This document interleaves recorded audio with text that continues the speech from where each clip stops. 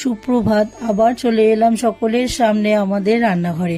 আজকে আমি তৈরি করব বাঁধাকপির পাতাতে কাচকি পাতুরি। প্রথমে বাঁধাকপির পাতাটা ভাপিয়ে নিয়েছি গরম জলে, তারপর এবার কাচকি মাছগুলো ভালো করে ধুয়ে পরিষ্কার করে ওর মধ্যে এবার নুন, হলুদ, স্বাদ মতো চিনি, কাশ্মীরি লঙ্কার গুঁড়ো, তারপর চিলি ফ্লেক্স আর সর্ষে কাঁচা লঙ্কা বাটা, এদিকে পেঁয়াজ, রসুন, কাঁচা লঙ্কা, টমেটো, ধনেপাতা সব কুচোনো, এগুলোকে দেওয়া কাঁচা সর্ষের তেলে ভালো করে মেখে নিয়ে এবার ওভেনে কড়াই বসিয়ে কড়াইতে একটু সর্ষের তেল দিয়ে এবার ভাপানো পাতাগুলোকে সাজিয়ে দেব, দিয়ে তার উপরে পুরো মাছটাকে সাজিয়ে আরেকটা পাতা দিয়ে উপরে ঢাকা দিয়ে এবার চাপা দিয়ে রেখে দেবো। এবার কিছুক্ষণ পর একটা পিঠ হয়ে গেলে আবার ওই থালার সাহায্যে উল্টে আরেকটা পিঠকে আবার একটু করতে দেবো, আর একটু কড়া ভাজা আরেকটা পিঠ হয়ে যাবে।